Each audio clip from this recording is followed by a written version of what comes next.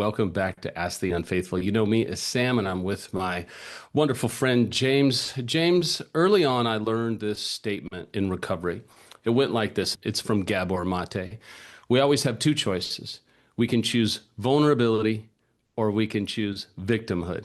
Today, we're talking about victimhood and the victim stance of the unfaithful.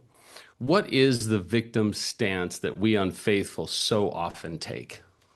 One of the most dangerous moments, if you will, in recovery isn't defensiveness like we might think, although that is highly dangerous. It's really when we become convinced, and that's a really important word there, convinced, that we're the victim. Like, one thing I do want to say is we're not saying that an unfaithful's emotional pain isn't real. In fact, of a lot of the things that we're going to talk about today is that it is real and it's all what you do with it. So the question really isn't, are you in pain? The question is, has your emotional pain quietly become the organizing principle of your recovery? That's a very academic sounding sentence, but we will break that down. It really is the theme throughout the episode, though, is what's organizing your recovery right now. Again, that word organizing sounds a little bit odd. I promise you it will make sense as we go. Is your recovery organized around shame? Is it fairness or justice? Is it fear? Is it emotional relief? Is it integrity? Is it your partner's healing? The victim stance isn't actually necessarily selfishness, although it does become that, or certainly looks and feels like that to the betrayed, nor is it an unwillingness to recover. It's actually a psychological adaptation that ultimately sabotages healing for both partners. Here's a fundamental understanding that every unfaithful needs to have. And we're going to repeat this a couple more times in this podcast just to make sure it sticks. Recovery doesn't ask us to deny our emotional pain. Recovery actually asks us to process it and not to organize our behaviors nor define who we are around that emotional pain. And those are much needed points for the rest of the discussion. Now we're going to talk about what is the victim stance. And I'm going to start with what the victim stance isn't, which is suffering or grief, shame, emotional pain, feeling overwhelmed, or even feeling discouraged. These are all very human experiences. But what is the actual victim stance, James? Well, it's really when your whole state of being is all about managing your emotional dysregulation, meaning how to get out of the feelings that are uncomfortable for you, rather than being around healing. So, from a betrayal trauma perspective, which is really important here so that our unfaithful listeners out there can really understand this. When we buy into a victim identity, it actually is one of the greatest barriers to healing and relational repair. That doesn't mean that we, the unfaithful, have no legitimate pain or no wounds, right? We absolutely do. The problem is when our pain or our trauma or our wounds become evidence to us that we are the primary victim in the relationship or of the betrayal itself. Now we're going to shift a little bit and we're going to talk about how the victim stance develops. And if I may, one of the mistakes we make is assuming that the victim stance develops after discovery. I'll say that again. One of the mistakes we make is thinking that the victim stance develops after discovery. For many of us, it began long before the affair and long before recovery. Recovery often exposes these same adaptations that you talked about and defenses or defense mechanisms that have quietly organized our lives for decades. Our childhood experience of parenting styles contribute mightily to this. You have unpacked these at length, and I think it was the episode on 4 types of parenting. But why don't you review some of the parenting styles just for the sake of the conversation? So it was interesting as I was reading through our notes. I said 4 parenting styles, and that's what the podcast was on. And then I actually have like 6 or 7 here. But okay. So, potential parenting styles that we unfaithfuls grew up under could include emotionally neglectful parenting, enmeshed parenting, overindulgent parenting, critical or shaming, overprotective, where we were parentified in our childhood. In other words, where we have to be the emotional regulators for our parents or one of our parents, inconsistent parenting, and then really conditional love, so achievement based love and acceptance. So those all are big time. And you can have multiples of these different parents from both parents, and they have a profound effect on how we learn to adapt. So many of us learned very early in life to organize.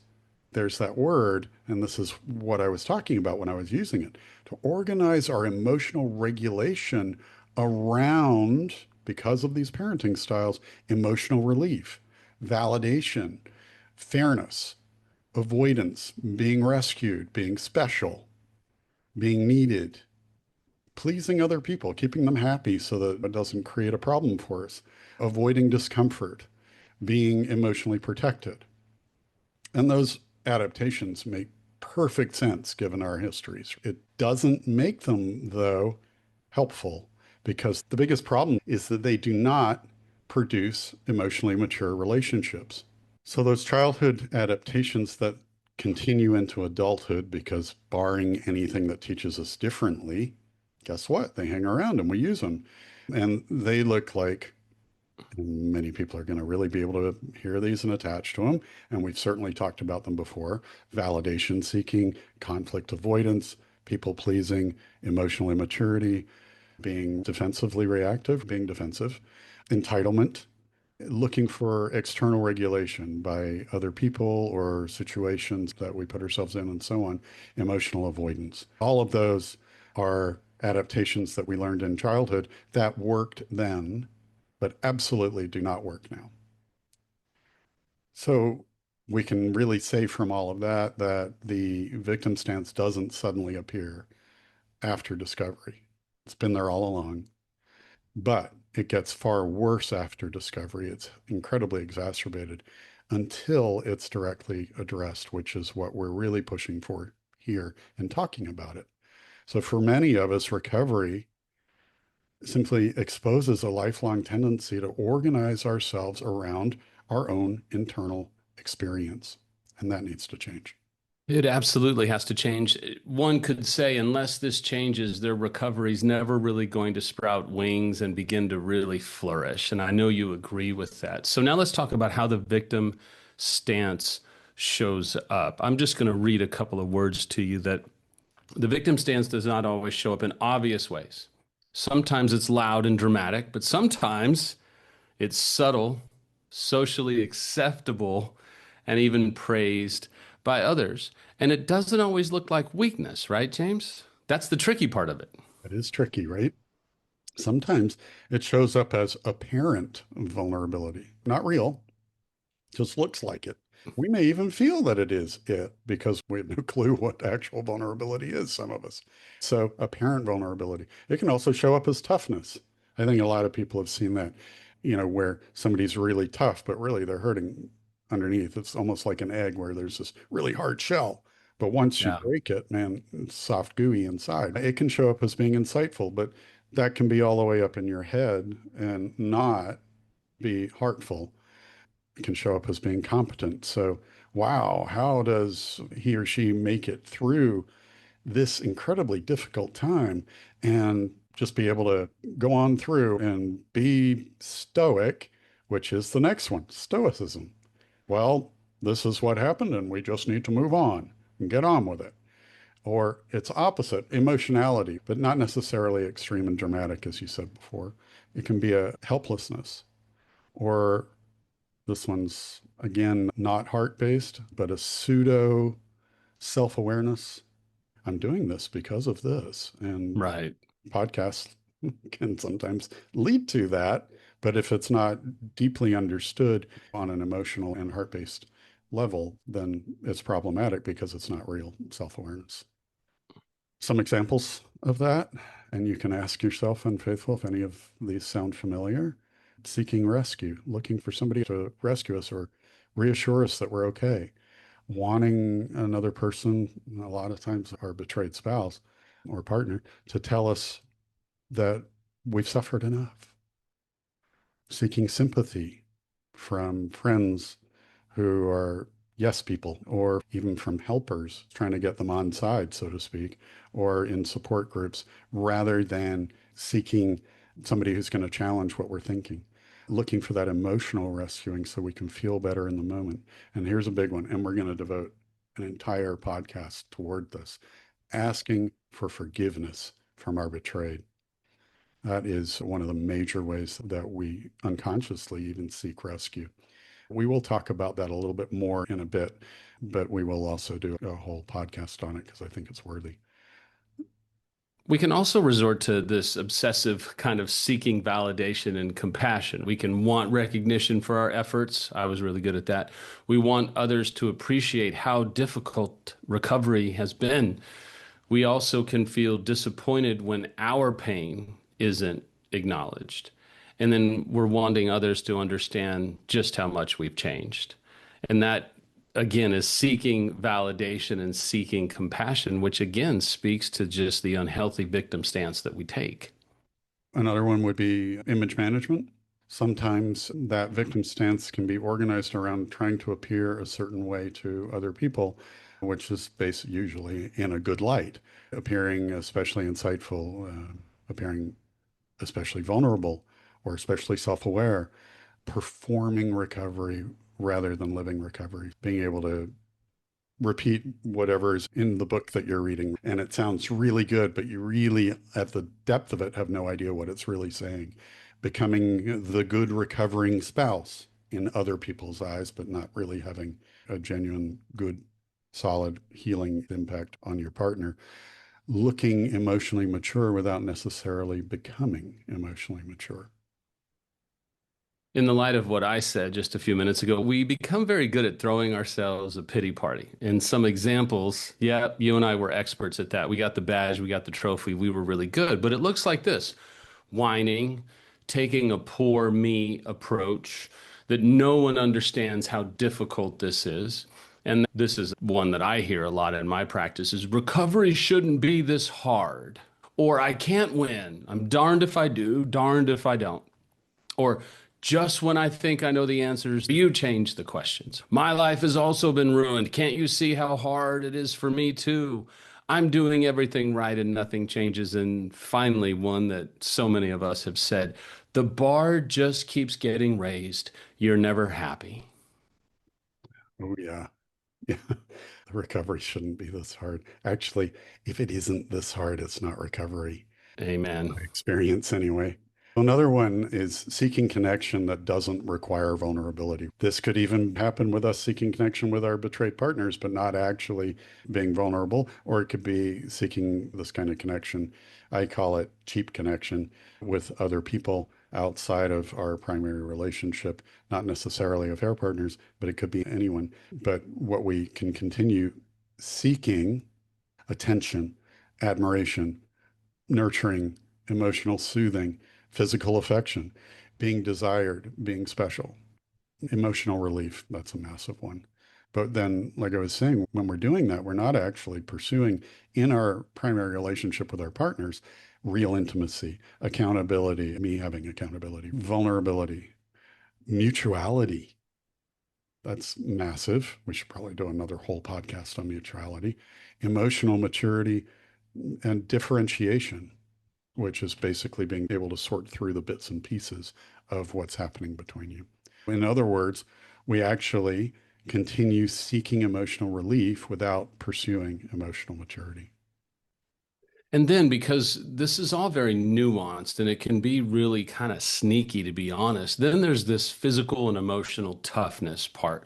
Victimhood doesn't always look helpless. Sometimes it looks, and I love the verbiage here, emotionally armored.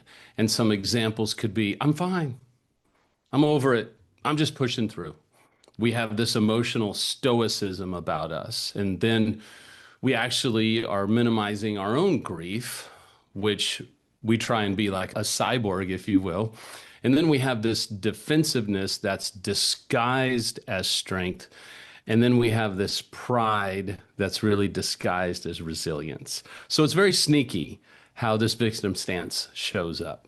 It really is. And if you think about all those ones that you just talked about, what does it block? It blocks us, well, it blocks a lot, but it blocks us from actually seeking help to process any of it. So it stays buried. Believe me, when things stay buried, they're coming out. That's, Absolutely. and especially in a way that you do not want it to. The last part of this is a list of common statements or thoughts, unfaithful, they may not actually come out of your mouth, that we have when we're in victim mentality. Nothing I do is ever enough. I'm exhausted. I'm paying forever.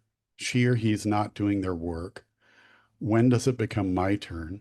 Why does everything have to be about his or her pain? And I'm trying harder than she or he is. To determine if you're playing the victim, ask yourself, is my first thought about my own emotional experience or my partner's experience during recovery? I'm sure many unfaithfuls are listening to this. And if it's hitting you hard, there's a part of you unfaithful that might be like, man, you guys are hitting me square between the eyes. Can you let off a little bit? No, we're actually going to keep our foot on the gas with this next section. I'm sure all the betrays are like, don't let your foot off the gas. So, James, talk about problems that happen when the unfaithful adopt a victim mentality. We've got a few here. We're going to break it down into what it looks like, what the problem is, and then the effect on the betrayed partner. And the result is a really important part. Okay, so the first one is it keeps the focus on the unfaithful's pain instead of the harm we caused. And what it looks like is nobody understands how hard this is for me. I'm the one doing all the work. She or he won't let me move forward. And the problem here is that the injured partner, the betrayed partner, becomes responsible for comforting the person who injured them. The effect on them is they feel emotionally abandoned. They feel unseen and invalidated. They feel like they're responsible for managing their unfaithful partner's pain. And they experience in that a secondary betrayal. So the result, safety and trust cannot develop because the focus remains on the unfaithful partner's emotional dysregulation rather than the betrayed partner's trauma.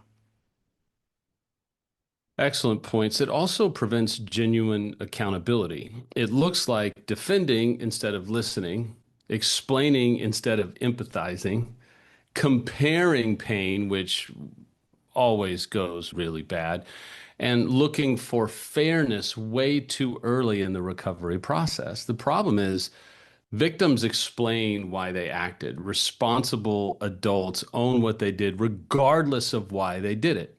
Now, the effect on the betrayed partner is they begin to think you still don't understand what you've done. You're still not safe. You're more concerned with being understood than understanding me, and nothing is really changed. And then we get this result, as you alluded to in the last one, where healing stalls because accountability remains conditional. And as long as accountability remains conditional, get ready for the recovery process to stay stalled. Absolutely. Another one here is it creates competition over who's hurting more.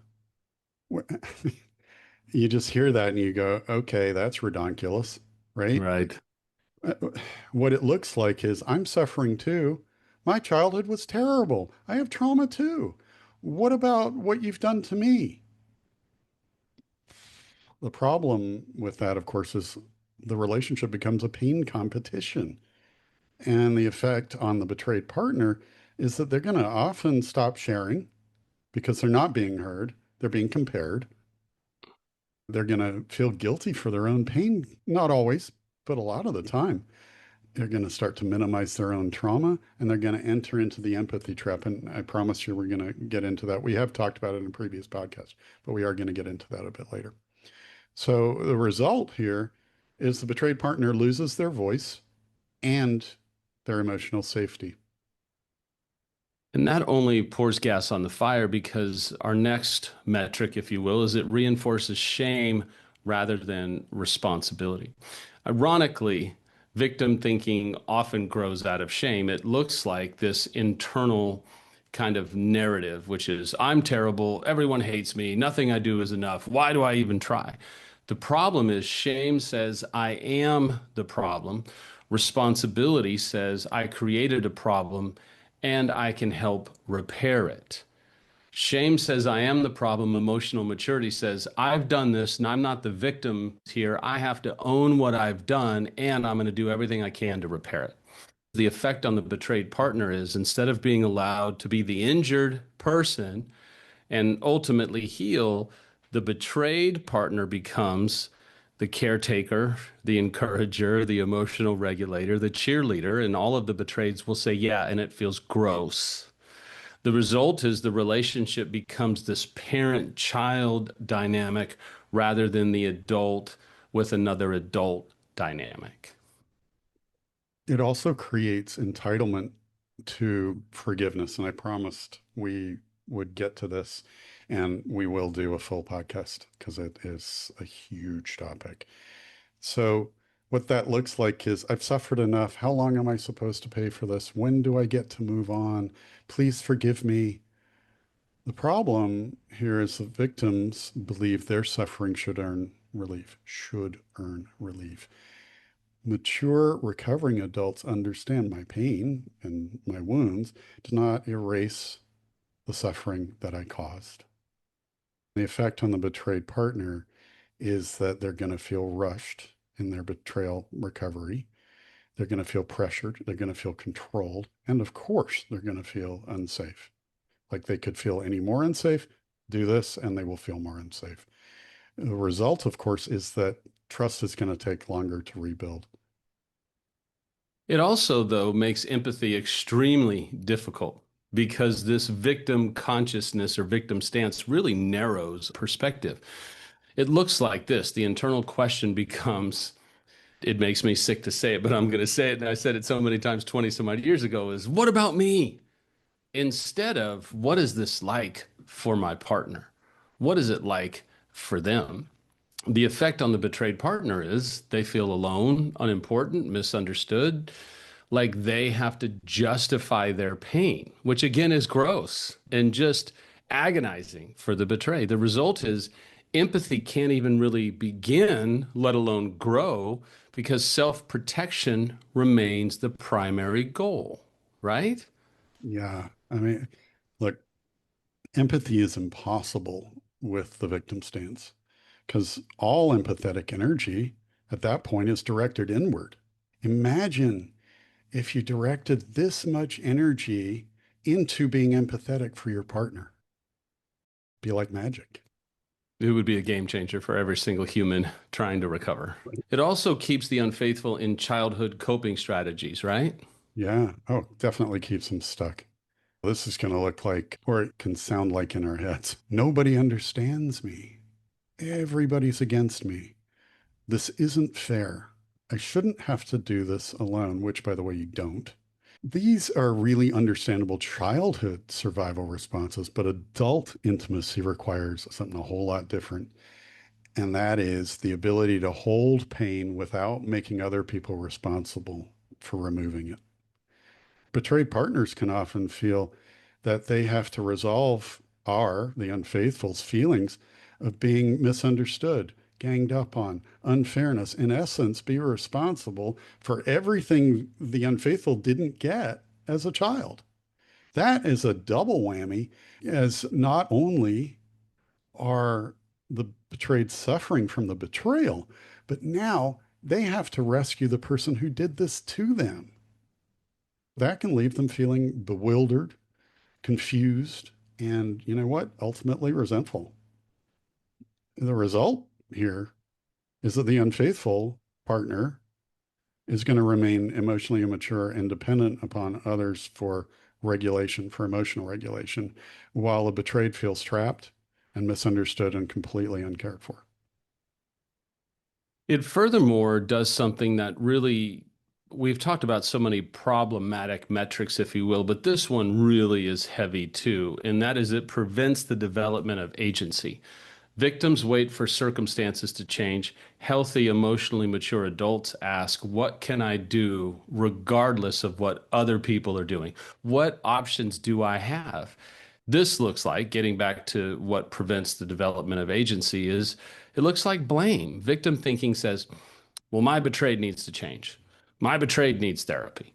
I'm doing recovery work, but my betrayed isn't doing as much as I am. They're not putting in any effort. My betrayed just needs to forgive me and all would be great. Or my betrayed needs to own their stuff too. The effect on the betrayed partner is really painful. There's shock and disbelief. Then they feel emotionally abandoned. Then they feel massive amounts of anger. And they feel this disconnection and this division. But they also feel something else, James. And I thought this would be a good moment for you to elaborate on something. So, yeah, to elaborate on that, that would be, what in the actual that? So great. Okay, so It's true. oh, I bet every betrayed out there is going, yes, I thought that. so the result is helplessness replaces the potential for agency in the life of the unfaithful. And as long as that's happening, we're staying stuck. We are continuing to stall, right? Yeah, and it's going to stall even more because of this next one, which we have mentioned a couple of times already, but I think it needs to be repeated again. And that is the victim stance makes the betrayed partner feel responsible for their partner's emotional well-being. What it looks like is, I'm drowning, save me. But the betrayed partner is going to have this happen to them. It's going to create what we often call the empathy trap. This is where the betrayed partner begins thinking, if I express my pain, they'll collapse, so I can't do it. If I tell the truth, they'll spiral, so I can't do that. I have to protect them from themselves, so I better not load on any more of my stuff. That is called suppressing emotions. They stop advocating for themselves. They lose their voice and they become emotionally trapped in this cycle of protecting the unfaithful rather than healing from the unfaithful's betrayal.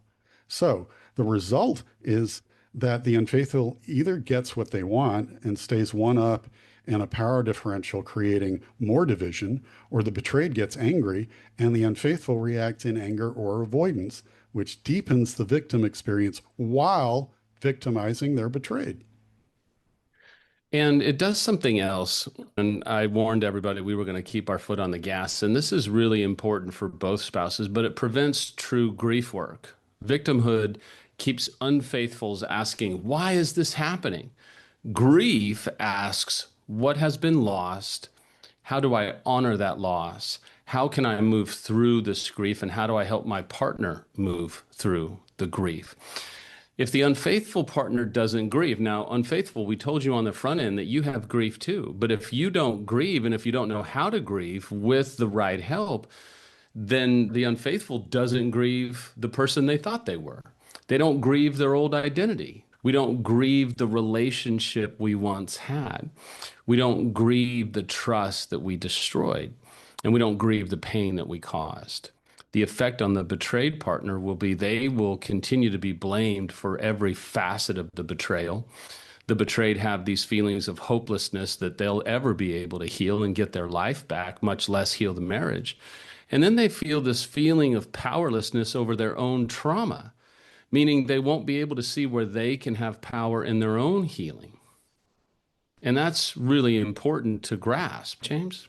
It's hugely important. And Ask the Betrayed did a podcast on regaining or taking control of your own healing and betrayal. I think it was episode number 28 of Ask the Betrayed. So, betrayeds out there, if this is really hitting you, that is a really great one to watch. The result of this is that, and this is really, really important, unfaithfuls, victim thinking mistakes the feeling of grief for actual grieving, but it's not. Actual grieving is a process that goes through a lot of feelings, but we can't just mistake I'm feeling grief for actually processing through it, because we can get stuck in feeling sorry for ourselves.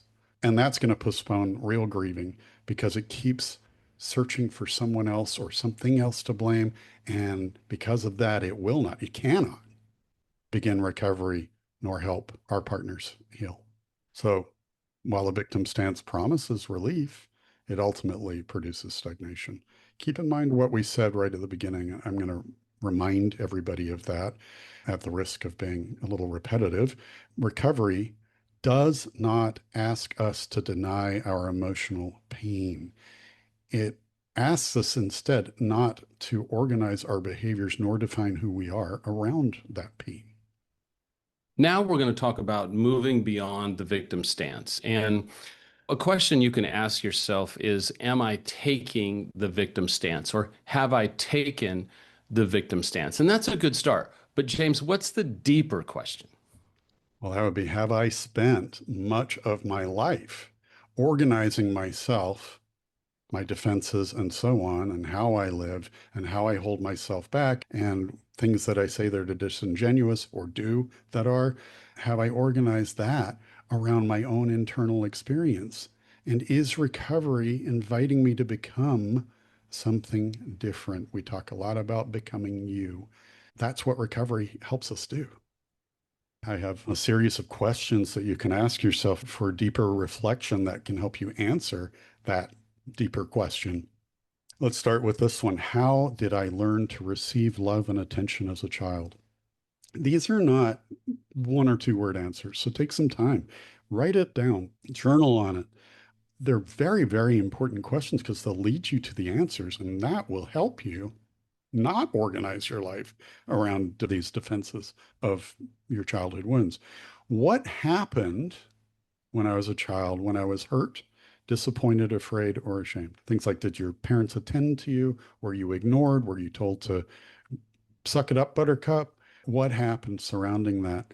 And what did you do to protect yourself when that happened? Was I allowed to have needs?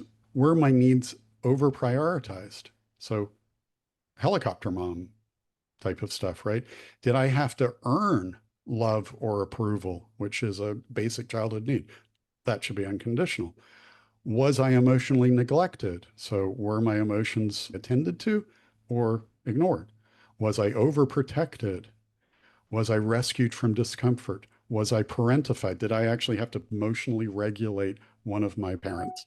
Was I criticized or shamed? Was affection or acceptance conditional? Those are not all the questions you could ask, but they're definitely a great starting place. So you also have to ask, how does what I learned as a child keep me in the victim stance? Because if you can answer that, now you know how you organize your thoughts, your reactions, and until these questions are asked and considered, your recovery. Because, of course, you're going to change how you organize your recovery after you answer those questions.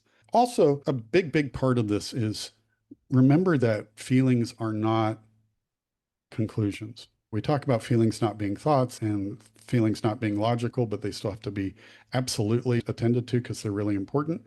But we have to learn how to differentiate feelings from conclusions. So feelings are vitally important. They need to be attended to. And they aren't explanations, but they do tell you something.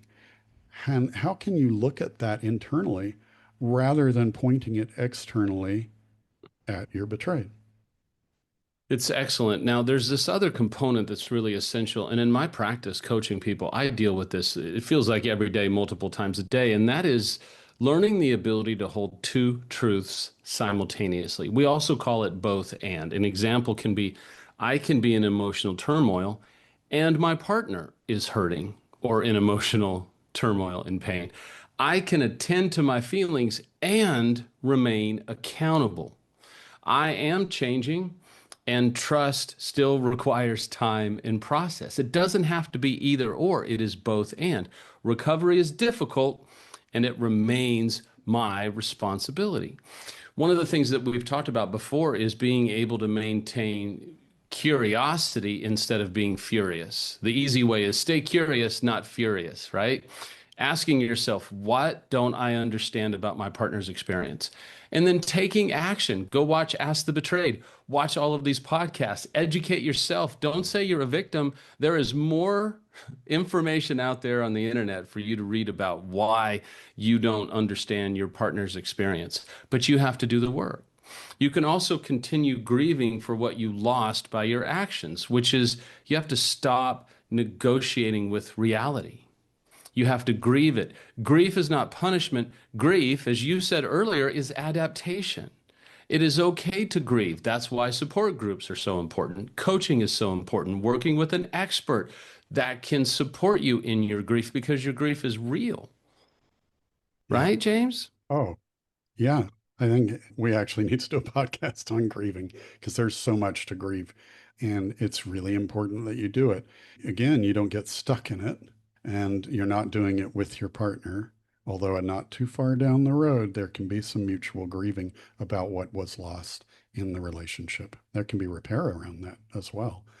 Another thing that you really have to focus on. So this is switching focus because we've had you look at what did I organize my life and my defenses around.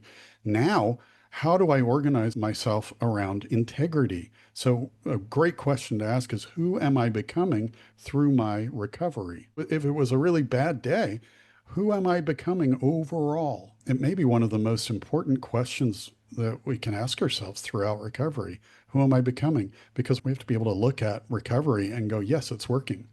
We're winding down here. So, what are some things that they could do on a daily basis? For some of us, this might be like another language. For some of us as unfaithful, we might be, okay, guys, you've hit me right between the eyes. So now tell me what I can do on a daily basis. What can they start to do to dig deeper? I think one of the things that people will find really helpful, remember I always talk about 3 bullet points, so we're going to do 3 bullet points here just to make it a bit simpler that we can hold on to, work on, and that is ask yourself 3 questions every evening.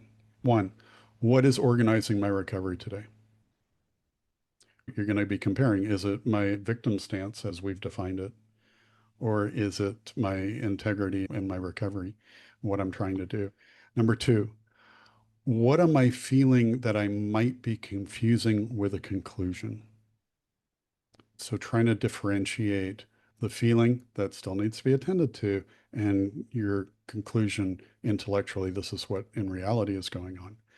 Because when you attend to both, then you're linking your head with your heart. People always ask, how do you do that? Three, who am I becoming regardless of today's outcome? So I want to say something. In my experience, one of recovery's greatest gifts isn't simply that our relationships can heal, but that we ourselves can become so much more psychologically healthy, emotionally healthy than we've ever been before. And of course, that results in our relationships healing. It really does. And I think if we had stayed the person we were 20 or some odd years ago, we would not have the lives we have now. So instead of a stone's throw away, we would be a universe away from who we are right now. And who we are right now really is based upon, yes, the work that we've done. If we come from faith, it's the grace of God. But it's also standing upon the shoulders of so many other men and women who went before us, who taught us this, who poured into us, and who took a risk because we both were a big risk. Nobody looked at us all those years ago and said, that guy's going to be great. He's going to have a stellar recovery. Nobody said that. Everybody goes, woof, I don't know if this dude can make it. If we can make it, you can make it. But I want to highlight something here because I think many of you from one of our latest episodes emailed us and said, what about when your partner has all 5 patterns? What about when your partner's doing these things and those things? I want to tell you that one of the best decisions that you could make is to consider doing an intensive with James and Sharon. I want to tell you, I'm a coach. I deal with people every single day, all day, sometimes too many hours a day. Listen, intensives can shorten the recovery time by as much as sometimes 6 months when you get the right help. I have said this for 20 years. When you find the right people, you find the right process. And when you find the right process, you find the right pathway into recovery. But sometimes grinding it out an hour at a time, guys, it doesn't really help you the way that an intensive can. And for those that can attend an intensive, it can be not just marriage saving, but life changing. So, James, maybe just talk for a quick minute.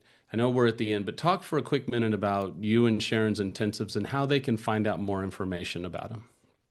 So the intensives, so you're right, actually minimum of 6 months, most often 10 to 12 months. This stuff is really hard to hold on to when you do an hour a week and then you're trying to work on that. And it's very hard to hold on to that motivation and that understanding that you got and making it actionable.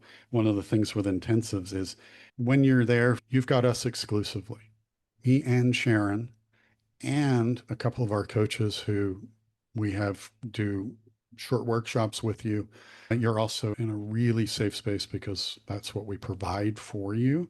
And the amount of learning that you can do, and we practice it, and we focus in a very customized way on what you need, what your needs are, how things are showing up in your lives or life, depending upon whether it's a couple or an individual who comes to us, and how you can improve that. We're really attentive to what you go through when those things come up and how to handle that as well, that interior experience. We have had such great success.